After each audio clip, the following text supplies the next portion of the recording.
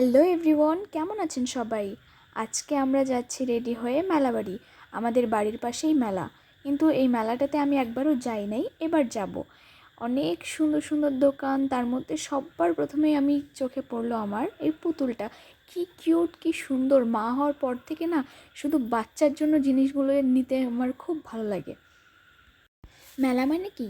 মেলা মানে একটু ঘোরা, একটু আনন্দ, একটু খাওয়া। এই মেলাটা আমাদের বাড়ির পাশেই হয়, কিন্তু আমি বিয়ের আগে কখনো যাইনি। এমন না যে কোনো মেলাতে যাইনি, গিয়েছি, কিন্তু এই মেলাটায় আমার বরের সঙ্গে আমার ফার্স্ট টাইম। আর এই যে আমার বর এখানে চশমা কিনছে, খুব হ্যান্ডসাম লাগছে, কিন্তু কেউ নজর দিবা না কিন্তু আমার বরের দিকে।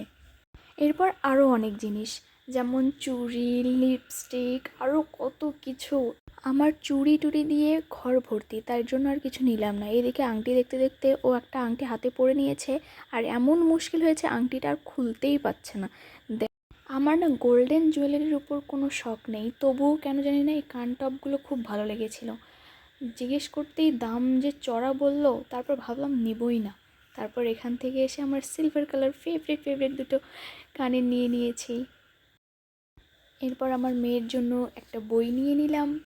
এই খেলনাটার কথা কার মনে আছে? এই যে একদিকে দেখলে মনে হয় চোখ বন্ধ করে, একবার দেখলে মনে হয় চোখ খুলে আছে। এটা আমাদের ছোটোবেলার খুব প্রিয় ছিল, একটা কার্ড ছিল, সেখানে দিত। তারপর আসলাম মেয়ের জন্য একটা ছোট্ট কিউট দেখে ক্লিপ নিলাম, হেয়ার ক্লিপ। ও বলতে ভুলেই গেছি, ওই যে পুতুলটা দেখেছি ওটা কিন্তু আমি নিয়ে নিয়েছি আমার মেয়ের জন্য। আর এই যে মেলায় আসার রহস্য ছেলেদের, এই ডান্স দেখতে আসে মেলায়। আমার বড় হা করে দেখছে ডান্স। ধামাকা ধামাকা ধামাকা দেখতে আসে সবাই। এরপর মেলায় আসি, ফুচকা খাবো না? এইখানে আবার ফুচকা খাওয়া শুরু হয়েছে, সত্যি খুব টেস্ট ছিল ফুচকা। এরপর দেখলাম নাগরদোলা। নাগরদোলাটা অনেক বড় ছিল, আমাকে বলছে চড়তে। বাবা, আমার দেখেই যে ভয় লাগছে। আমি একবার চড়েছি বিয়ের পরে, যে মেলাতে গিয়েছিলাম ওর সাথে, সেখানে। ঘুগনির অর্ডার দিয়ে রেগে মেগে বসে আছে, ঘুগনির অর্ডার দিয়েছি কিন্তু এখনও আসছে না। তারপরে এসে গেছে, এবারও টেস্ট করবে।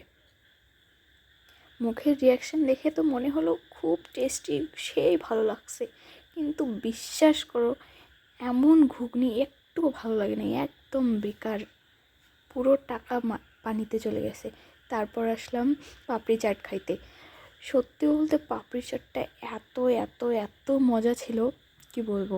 ওর রিয়াকশানটা দেখে